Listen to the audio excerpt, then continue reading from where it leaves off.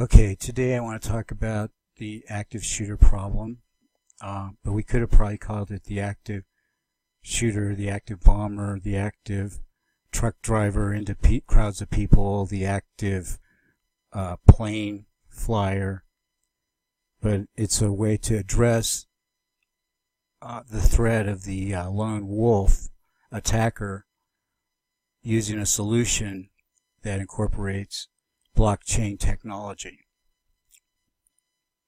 And really, you'll see why blockchain is perfect for this solution. I mean, people are going around saying blockchain can be used for this, blockchain can be used for that.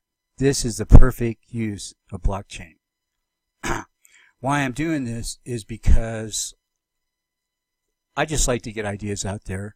I've talked about what I consider, large threats to the country like ISIS and Anwar al-Awlaki videos on YouTube. Both of those problems, which I consider to be major threats, have been addressed. But now I'm just getting it out there because I believe in something called the 100th monkey. And I'm sure some of you have heard this, but the idea of the 100th monkey is there's a isolated string of islands, maybe half a dozen islands.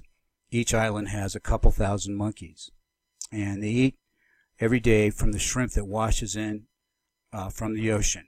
And they've been doing this for thousands of years. One day, however, a monkey has a shrimp in its mouth, and it's walking over the rocks, and the shrimp falls out of its mouth into a tidal pool.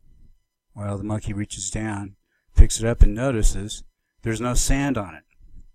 So he eats it, then he goes back out, grabs another one, comes back, drops it in there to wipe the sand off it, eats it again.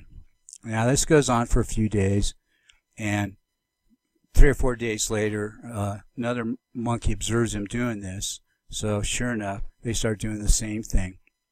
And it slowly meanders, maybe 1 or 2 new monkeys doing it a week for several weeks, maybe 39, 40, 50 weeks of just maybe 1, maybe 2 monkeys picking it up. But when that number gets to 100, it no longer progresses like that. It's just boom, it's out there.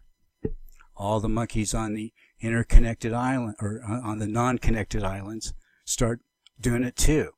All the monkeys on the first island do it. All the monkeys on all the other islands are doing it. It's just when an idea gets out there, pretty soon it becomes, if it's a good idea, it goes universal. And the other reason is I don't really want to do this, but crap, nobody else is coming up with anything that works. I mean, everybody and their brother has ideas of what to do, okay, but nobody's actually saying anything that would work. And I don't like being the only one saying anything that'll work, but that's just the situation that it's in. Didn't plan it that way. So let's use an example. This Nick Cruz school shooter in Florida, and he was on psychoactive drugs. He has a history of psychological problems. He had been turned in by family and friends to various law enforcement agencies well over 50 times. I mean, you might have heard a different number. I heard higher numbers than that too, but I think we could all agree it was at least 50 times. And sometimes to the FBI, sometimes to DHS, sometimes to local police, sometimes to the sheriff's department. Just different police agencies where this guy was being reported. So with that history going for him, do you think he should be able to buy ammo?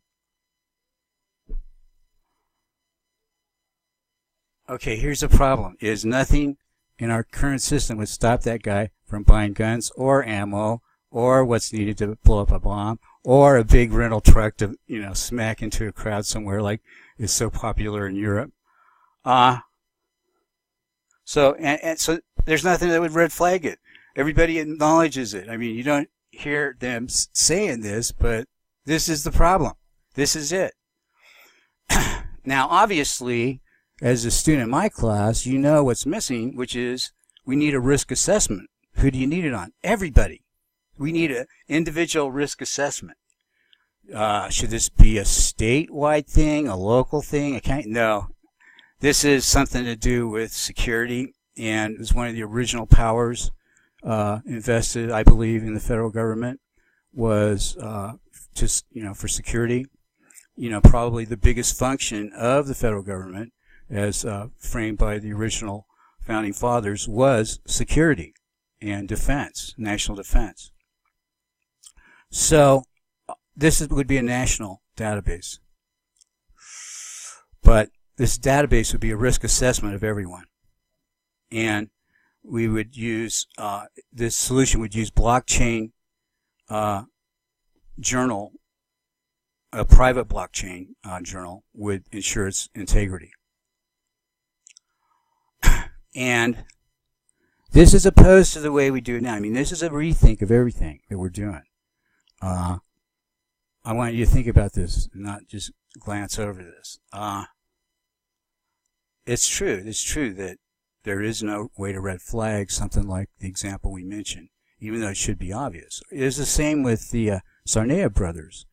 Russian intel reported to the FBI that these guys have been trained with Chechen rebels and that we should keep our eye on those two.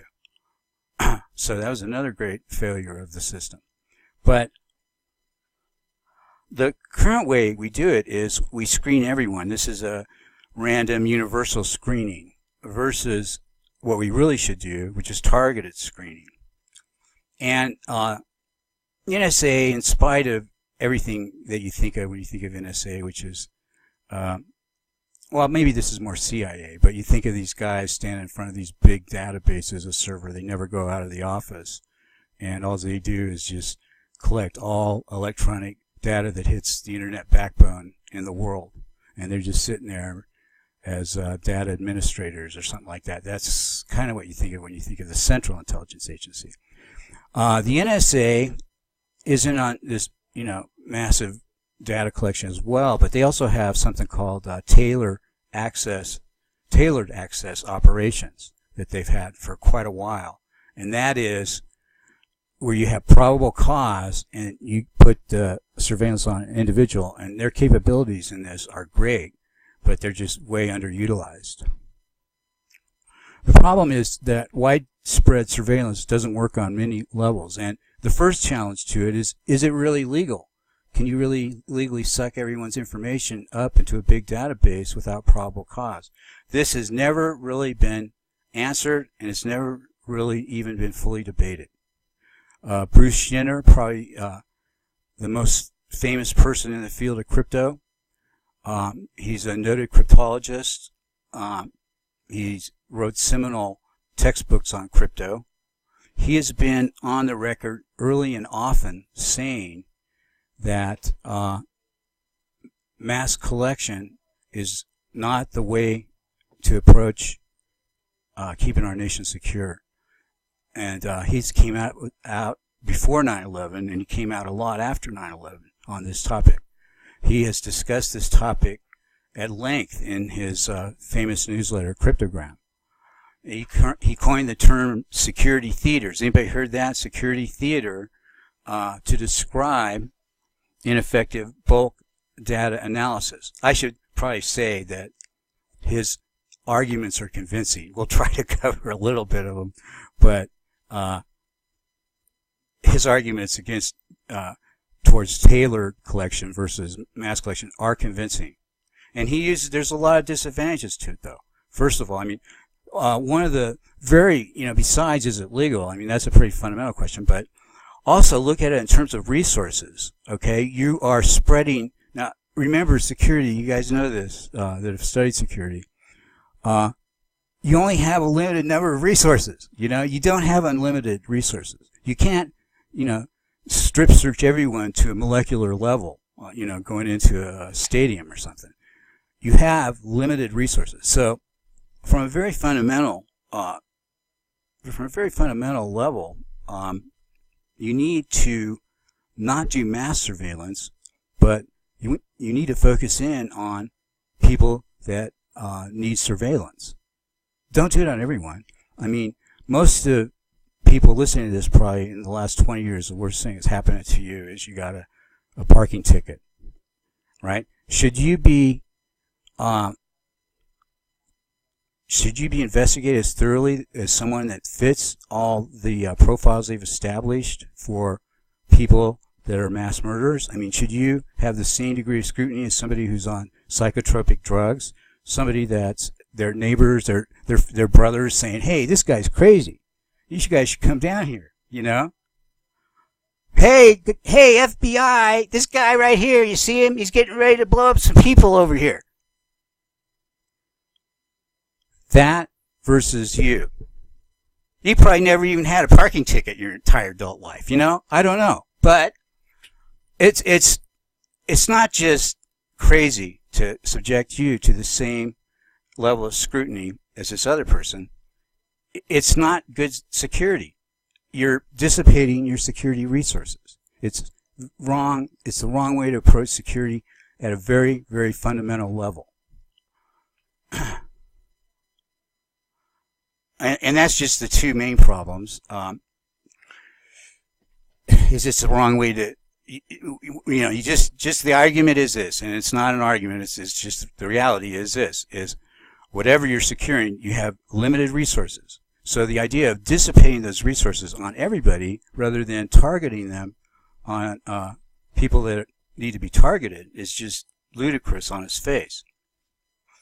Back to Schneider, his current book, Data and Goliath, he also pounds this theme. You can go over there, and I've taken some random reviewers, and they say stuff like, your book explains why our approach should be refocused away from mass collection.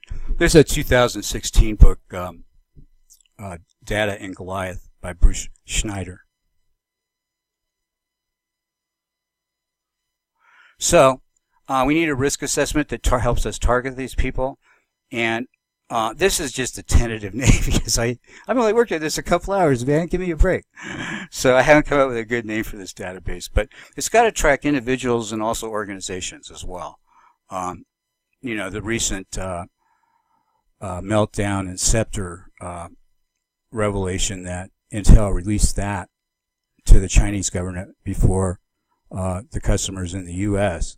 That's got to be a mark against somebody. And historically, there has been stuff like that, like Toshiba back in 96 or 97 got sanctioned for selling secret computer nuclear submarine propeller designs and things like that. So they got sanctioned. Toshiba did. They couldn't import for a year. Now, I think really a period of time is stupid. You need somebody to assess that. Like, did they reform? I mean, is this just going to happen again? How did, company culture change? What company culture caused the change for someone to think this was okay? So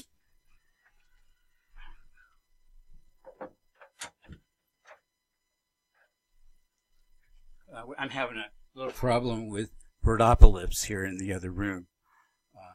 Tyrannosaurus bird over there throwing a fit. Sorry. Oh, I've only got a couple minutes left. I better move on here. Blockchain obviously is ideal for this. It would keep the risk assessment scores from being hacked. And before we continue, let's clear up some misconceptions about blockchain.